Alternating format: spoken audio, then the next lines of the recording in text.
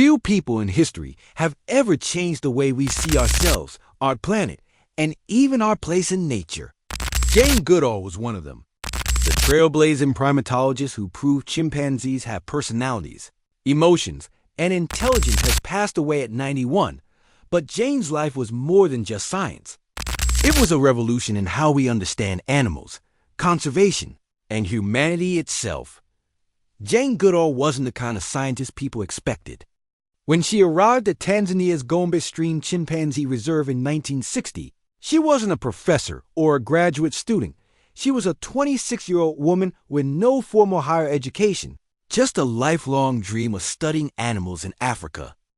Her boss, the famous anthropologist Louis Leakey, saw something in her curiosity and determination and gave her the chance of a lifetime. But it wasn't easy at first. When she entered the forest, the chimpanzees ran away. They had never seen a human who looked like her. Jane joked that to them. She was a strange white ape. For weeks she patiently followed them, hoping to be accepted. Everything changed when she met an older chimpanzee she named David Graybeard. One day, she held out a palm nut. David took it, dropped it, but before walking away, he gently squeezed her fingers. For Jane, that moment was unforgettable. It was a gesture of reassurance, a language older than words, a bridge between species. From then on, the chimps slowly began to trust her. Jane didn't just sit at a distance with binoculars, she lived among them. She gave them names like David, Goliath, and Flo, instead of numbers, because to her, they weren't data points. They were individuals with feelings and personalities. That approach shocked the scientific establishment. Many researchers said she was doing it wrong, but Jane's methods broke barriers and opened doors to discoveries no one else had imagined. She revealed that chimpanzees were not the gentle vegetarians many assumed. They hunted, shared meat, and even engaged in violent conflicts. And perhaps her most groundbreaking discovery, chimpanzees don't just use tools, they make them.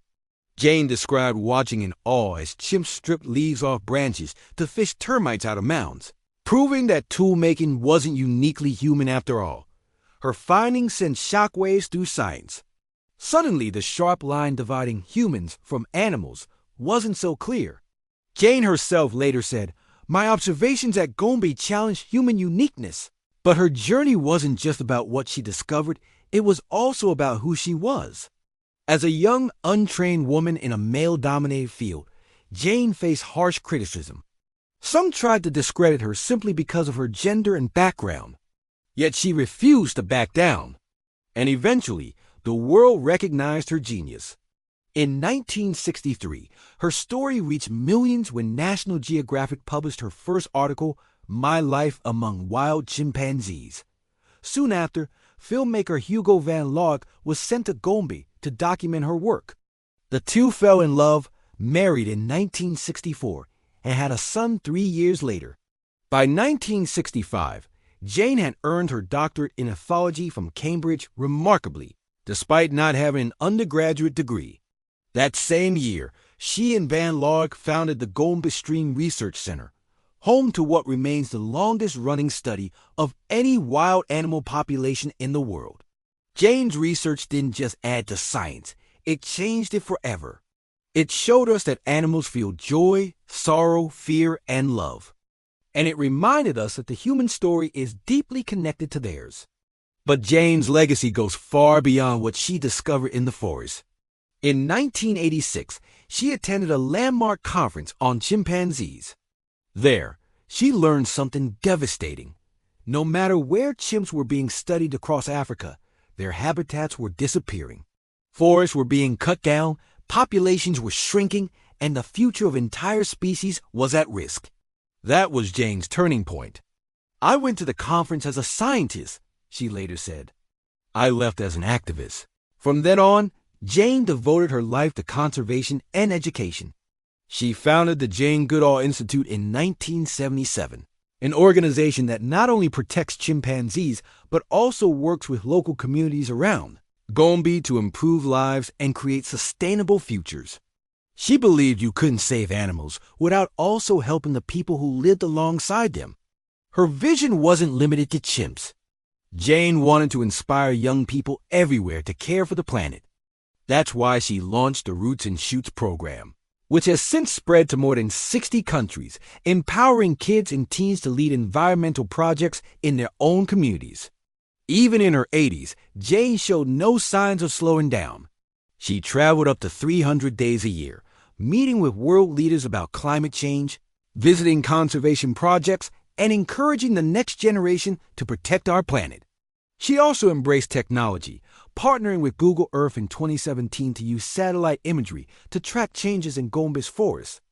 And when the COVID-19 pandemic halted global travel in 2020, Jane didn't stop. She simply went online, sharing her talks virtually and reminding the world that human health, animal health, and the health of the environment are all deeply connected.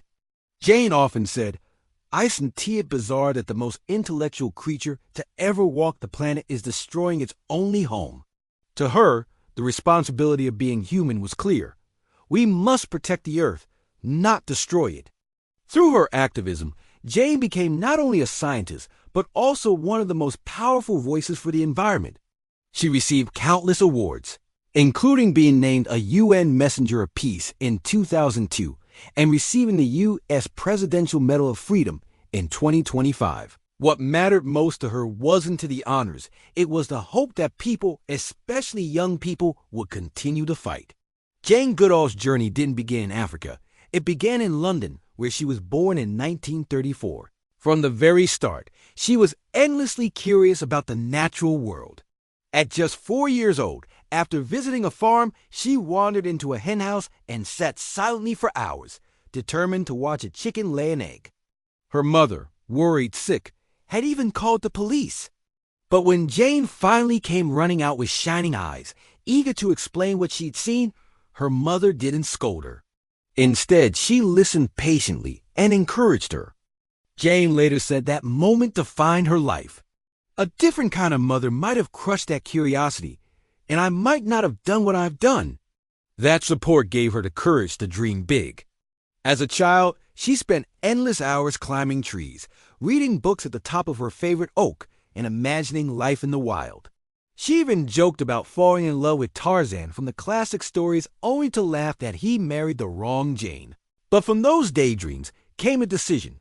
One day, she would go to Africa to live with animals and write about them. Everyone around her laughed.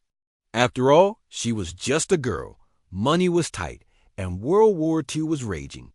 But Jane never wavered. She worked, saved every penny she could, and held on to her dream. Her mother's constant encouragement kept her going. Work hard, take advantage of opportunities, and never give up. And Jane never did. Her life's mission to show the world that animals have minds, emotions, and rights, and that humans have a duty to protect the planet was rooted in those early days of wonder and encouragement. That's why Jane's legacy is more than research, more than institutions. It's about inspiration.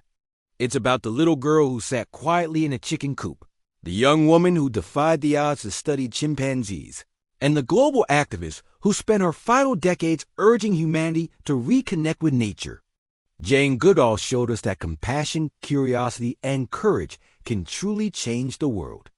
And now it's up to us to carry her message forward. If Jane Goodall's story moved you, let's keep her voice alive. Tap that like button to honor her incredible life. Share this video with someone who needs to hear her message. Subscribe for more inspiring stories from people who shaped our world. And let me know in the comments, what part of Jane's life inspires you the most?